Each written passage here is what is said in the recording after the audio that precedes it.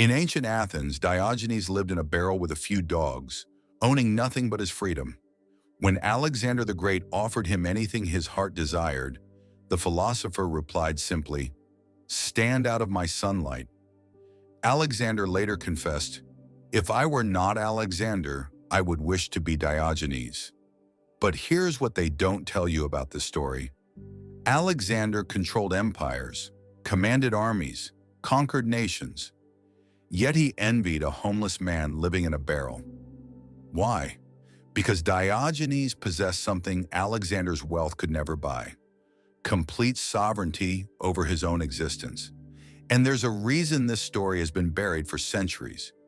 You see, there's a pattern hidden in history. The greatest minds, the most dangerous creators, the empire builders who changed everything, they all shared one secret, a secret so powerful that modern society has spent decades convincing you it's a flaw and a sign of incompleteness.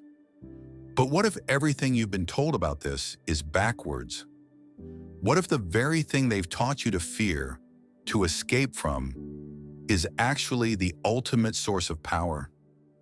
Here's the question that will haunt you.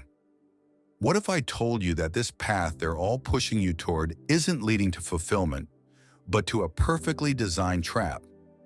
Friedrich Nietzsche understood this. He posed a brutal test: eternal recurrence. If you had to live your exact life again, forever, would you choose it? Most people recoil in horror. They're living someone else's script, making someone else's compromises, building someone else's version of success. But there's another kind of man, the kind who looks at that question and smiles, the kind who says yes again and again. What separates these two types of men? What do the great philosophers know that the rest of us don't? Stay with me, because what I'm about to reveal will shatter your knowledge about power, purpose, and what it means to be complete. One must have chaos within oneself to give birth to a dancing star. Nietzsche says that most people are sleepwalkers following scripts written by others. Marriage often represents the ultimate surrender, a promise to be predictable and domesticated. But here's where it gets interesting. The Übermensch, Nietzsche's vision of human potential, isn't a comic book superhero. He's the individual with courage to create his own values, to live beyond conventional categories, to become his own moral authority. And this requires fundamental solitude, not loneliness, solitude. There's a massive difference. Loneliness is the disease of incomplete men who define themselves through others' eyes. Solitude is the natural habitat of creators, the space where real power is born. Consider Arthur Schopenhauer, one of history's greatest philosophers, unmarried, living with precision that was almost monastic. Morning writing, afternoon walks, evenings with books and his beloved poodle. Critics called him misanthropic, but Schopenhauer knew something profound. A man can be himself only so long as he is alone, and if he does not love solitude, he will not love freedom. Think about this. Would Napoleon have conquered Europe if he spent evenings seeking Josephine's approval for his battle plans? Would Einstein have revolutionized physics if he prioritized date nights over breakthrough insights? The married man must translate every ambition through another person's understanding, fears, limitations. But the single man, his vision is pure, undiluted, and dangerous. Marriage demands compromise where greatness demands conviction. It requires consensus where innovation requires singular vision. It asks you to be half of something when you were born to be entirely yourself. The will to power, Nietzsche's driving force of existence, flows differently in solitary individuals. Rather than being channeled into relationship negotiations, it pours directly into creation, achievement, self-overcoming. This path offers no external validation. Society provides no medals for self-mastery. The married man receives constant feedback, approval, disapproval, guidance, resistance. The solitary man must become his own compass, judge, inspiration. And here's the paradox. This is precisely where greatness is born. Nietzsche himself never married, channeling his passionate nature into philosophy that still shakes the world. His amor fati, love of fate, was possible because his fate was entirely his own creation. But here's what happens when you truly embrace this path. Death is stalking you right now, in shadows between heartbeats behind your next breath. The Stoics knew this and used it as fuel for the soul. Memento mori, remember you must die, not morbid obsession, but rocket fuel. When you truly grasp that time is finite, everything changes. Every moment managing someone else's emotions becomes a moment stolen from your own becoming. Marcus Aurelius ruled the greatest empire in human history, yet his profound insights came from private meditations. Alone with thoughts, wrestling existence's weight, he discovered truths married men never find. They're too busy negotiating whose turn it is to do dishes. You have power over your mind, not outside events. Realize this, and you will find strength. But here's the problem with modern relationships. Try explaining this to a married man whose peace depends on his partner's mood, whose day derails from relationship drama, whose mental energy constantly drains maintaining another's emotional world. The single man lives by the dichotomy of control, focusing energy on what he can influence, thoughts, actions, responses, while releasing everything else. The married man violates this daily, exhausting himself trying to control things fundamentally outside his power. Another person's feelings, reactions, choices. Listen to this carefully. Socrates, arguably history's wisest man, was married to Xanthippe, famous for her sharp tongue and endless complaints. When asked why he endured her difficult nature, Socrates replied, "If you can get along with her, you can get along with anyone." Notice what he didn't say. He didn't say she made him happier or completed him. He treated marriage like philosophical training, endurance practice for difficult people. Is that what you want? Using your most intimate relationship as patience training? Spending finite life energy managing chaos instead of creating order? Here's what the Stoics understood that modern men forgot. True peace comes from within. It cannot be negotiated with another person or maintained through compromise. It's achieved through self-mastery, requiring focused attention, impossible when constantly reacting to someone else's internal weather. Epictetus taught that we're actors in a play, but we only choose how to perform our role. The married man accepts a role requiring constant performance for an audience of one. The single man writes his own play. The Stoic emperor wakes before dawn, not because someone needs him to, but because he has work requiring clarity that only comes from undivided attention, from a mind belonging entirely to itself. When you understand that your peace is your responsibility alone, when you stop outsourcing emotional stability to another person, you become unshakable. Not because nothing can hurt you, but because nothing can control you. And that difference, that's everything. You're standing in a vast desert with no map, no GPS, no guide. Just you, the infinite horizon, and the crushing weight of absolute freedom. Every direction is possible. Every choice is yours. Every mistake entirely your fault. Every triumph completely your creation. This is existential angst, recognizing you're condemned to be free, as Sartre put it. Most people run screaming from this recognition straight into marriage's comfortable cage, where choices are negotiated, paths predetermined, freedom traded for security's illusion. But what if that angst isn't a problem to solve, but a gift to embrace? Jean-Paul Sartre understood something escaping most men. Existence precedes essence. You exist first, then create who you are through choices. But marriage asks you to create identity through compromise, through endless negotiation that turns sharp edges into smooth curves. The married man says, I am a husband, partner, team player. These are roles, not identities. Masks, not faces.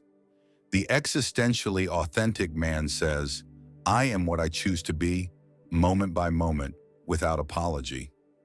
Emily Dickinson, one of the renowned figures in American poetry, never married and from solitude created poetry that still stops hearts. I'm nobody. Who are you? Are you nobody too? She understood that refusing the world's definitions is the first step toward discovering who you actually are. Her aloneness wasn't emptiness. It was pure possibility. Albert Camus faced the absurd, the disconnect between human need for meaning and universe's indifferent silence, and chose rebellion. The only way to deal with an unfree world is to become so absolutely free that your very existence is an act of rebellion. Marriage, however loving, is a contract with unfreedom, an agreement to limit choices, consider another's needs before your own, compromise vision for harmony's sake. Here's what most people never understand. The American philosopher Henry David Thoreau went to Walden Pond not to escape humanity, but to discover what he actually needed to be human. I went to the woods because I wished to live deliberately, with intention, with choice. Marriage makes deliberate living nearly impossible. You're constantly reacting to another's needs, adjusting to moods, compromising intentions. Thoreau discovered he needed very little to be happy. Simple cabin, basic food, books, and his mind's infinite richness. The married man discovers he needs much more. House satisfying two tastes, furniture meeting two standards, activities working for two personalities. Needs multiply because they're no longer his. They're negotiated settlements. The void terrifying most people. The emptiness of making choices without external validation is actually the birthplace of authentic existence. When there's no one else to please, consider, or blame, you finally discover what you actually want, who you actually are, what you're capable of creating. There's a lie so seductive that even intelligent men swallow it whole. You need another person to complete you, that somewhere exists your other half, your missing piece, your soulmate who'll make you whole. Carl Jung would have laughed at this romantic nonsense, then explained why it's one of the most psychologically destructive beliefs ever marketed. Jung understood wholeness isn't achieved through addition, finding someone to fill gaps, but through integrating what you already contain. Every man carries masculine and feminine energies, light and shadow, conscious desires and unconscious drives.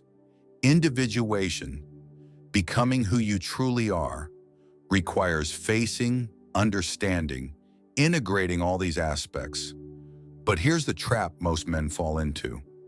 In relationships, there's powerful tendency to project your inner feminine onto your partner, expecting her to carry emotional, intuitive, nurturing aspects while you focus on rational, aggressive, goal-oriented parts.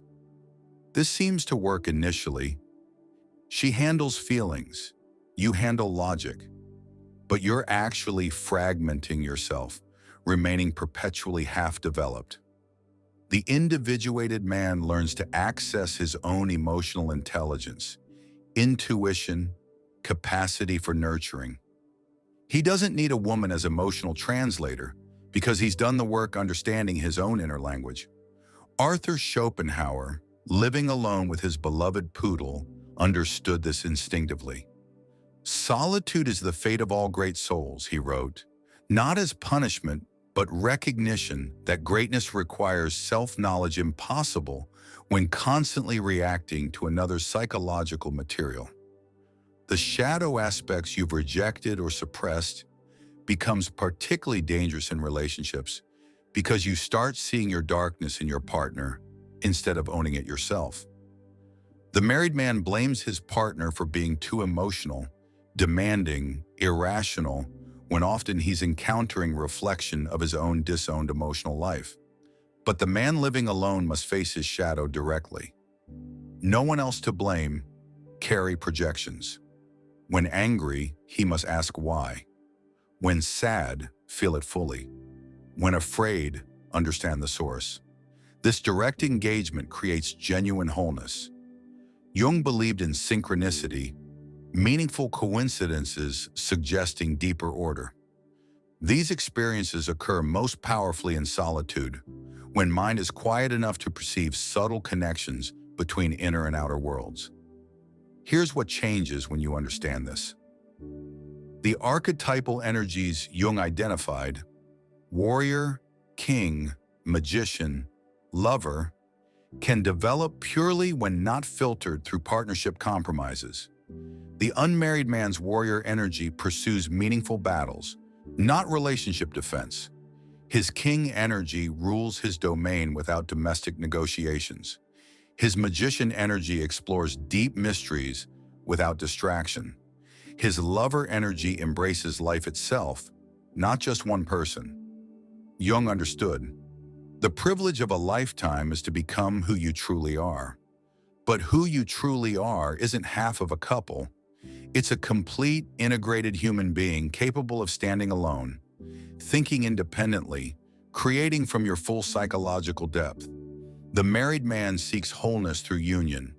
The individuated man discovers he was never incomplete, just untrained in accessing his full psychological spectrum. Power isn't what most men think. They imagine money, muscles, or dominating others through force. But those who truly understand power know something different. Real power is moving through the world without revealing your hand, achieving objectives while others remain unaware they've been outmaneuvered.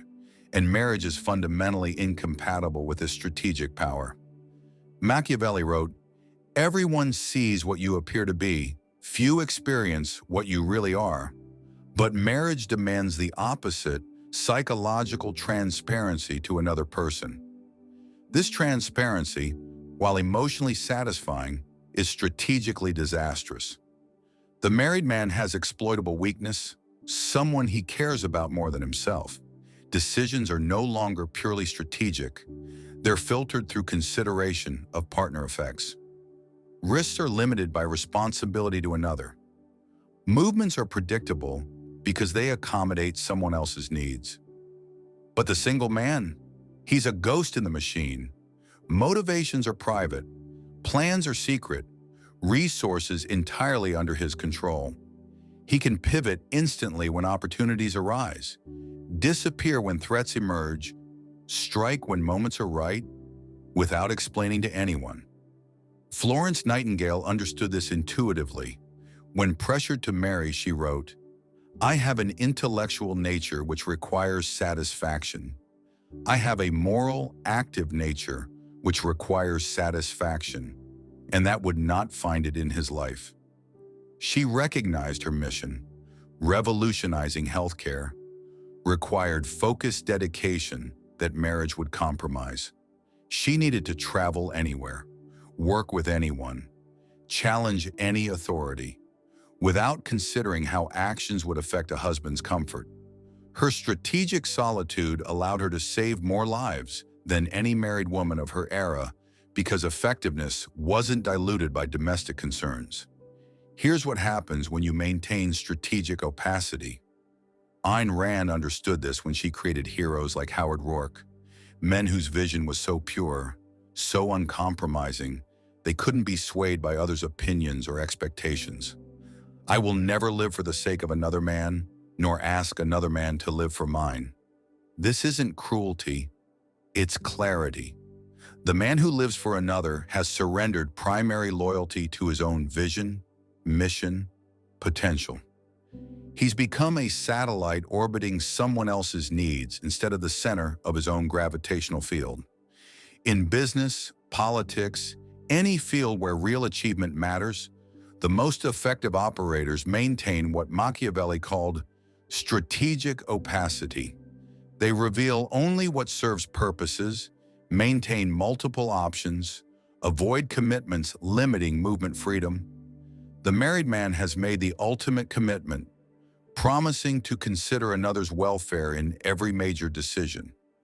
This promise, however noble, is a strategic liability. Enemies know exactly how to pressure him, competitors know weak points, allies know he can be influenced through emotional attachments. The single man's loyalty is to his mission, vision, calling. This singular focus creates purity of intention that's both attractive and terrifying. People don't know how to manipulate someone who doesn't need approval, require comfort, or feel constrained by expectations. There's a price for seeing clearly, thinking deeply, refusing comfortable lies. That price is solitude, not bitter isolation of the rejected, but chosen separation of those who understand truths others aren't ready to hear. Nietzsche called it the burden of great souls, inevitable loneliness from refusing to live at the intellectual and emotional level of masses. Most men never face this burden because they never develop to where it becomes necessary. They're content with average thoughts, average goals, average assumptions about life. But the man who has tasted real philosophy, grappled with ultimate questions, seen through comfortable illusions most people need to function, he discovers very few can meet him where he actually lives mentally and spiritually. This is why history's greatest minds remained unmarried or maintained relationships that were intellectual partnerships rather than emotional fusions. They understood their real work, pushing human understanding forward, required mental energy that domestic life inevitably fragments. Schopenhauer spent days writing philosophy dissecting human nature with surgical precision, evenings reading literature in multiple languages, studying Eastern wisdom, contemplating reality's fundamental nature. His routine was monastic, not because he hated people, but because he loved truth more than comfort, wisdom more than warmth. The married philosopher faces constant choice: explore existence's deepest questions or invest mental energy maintaining relationship harmony, pursue insights that might revolutionize understanding, or table breakthrough thoughts to help partner process her day. These seem like small compromises, but they accumulate. Each conversation about grocery lists is mental energy not spent on philosophical problems. Each emotional processing session is creative focus diverted from breakthrough insights. Each domestic responsibility is time stolen from work only he can do. Nikola Tesla never married, and from solitude gave humanity alternating current, wireless technology, insights into energy we're still discovering. When asked why he remained single, "I do not think there is any thrill that can go through the human heart like that felt by the inventor as he sees some creation of the brain unfolding to success." Tesla knew certain forms of creation require total dedication. They demand not just working hours, but dreaming hours, not just conscious attention, but unconscious processing power. Marriage, however loving, splits this dedication. Here's what the masses never understand. The philosopher doesn't avoid marriage because he can't love. He avoids it because he loves something more. The scientist doesn't remain single because he's antisocial. Solitude offers engagement with reality more compelling than social engagement. The artist doesn't choose aloneness from fear of intimacy. He's discovered intimacy with existence itself that partnership would dilute. Virginia Woolf, the famous novelist, wrote, "A woman must have money and a room of her own if she is to write fiction. But it's not just about money and space. It's about psychological freedom to follow thoughts wherever they lead. Spend hours in contemplation without someone wondering where you are. Prioritize invisible thinking work over visible relationship maintenance. The great soul learns to be comfortable with misunderstanding. People assume he's lonely, incomplete, afraid of love. He learns not to explain because explanation requires reducing profound choices to terms ordinary minds can grasp, and such reduction inevitably distorts truth. He discovers solitude isn't connection's absence, but a different kind of connection. Direct relationship with truth, beauty, understanding, existence's deepest currents. This connection feeds him in ways human relationship, however loving, cannot match. You stand at the crossroads now. Every moment reading these words is a moment of choice that will echo through every remaining day of your life. Down one path lies the script they wrote for you. Find someone, fall in love, get married, build a life together, compromise sharp edges for harmony's sake, negotiate dreams through another person's fears, become half of something instead of entirely yourself. It's beautiful. Millions follow it. It promises warmth, companionship, comfort of never facing the void alone. Society will applaud. Family will be relieved. Friends will celebrate your wedding. You'll have someone to split bills with, process emotions with, blame when life doesn't turn out as planned. And you'll wonder, every day for the rest of your life, who you could have become if you'd been brave enough to face the other path. Down that path lies something rarer, becoming exactly who you were meant to be, without apology, without compromise, without needing another's permission or understanding. This path offers no guarantees except one. You will belong entirely to yourself, and from that belonging, you might create something outlasting your flesh, something changing the world, something justifying the audacity of being born. Nietzsche warned, one must have chaos within oneself to give birth to a dancing star. But marriage is fundamentally anti-chaos. It's about stability, predictability, harmony. Beautiful things, but not soil where dancing stars are born. The dancing star emerges from the man who embraces absolute freedom's chaos, who can stand in the void without needing someone to hold his hand, who creates meaning from nothing and purpose from possibility. Marcus Aurelius wrote, "Confine yourself to the present," but the married man cannot. He's constantly negotiating the future with another, managing relationship patterns, pulled from eternal now by partnership maintenance demands. The single man has access to presence, quality impossible in relationship, attention undivided, focus pure, energy flowing toward chosen purposes without being siphoned by emotional management, domestic responsibilities, or maintaining harmony with another's moods. Jung promised, "The privilege of a lifetime is to become who you truly are."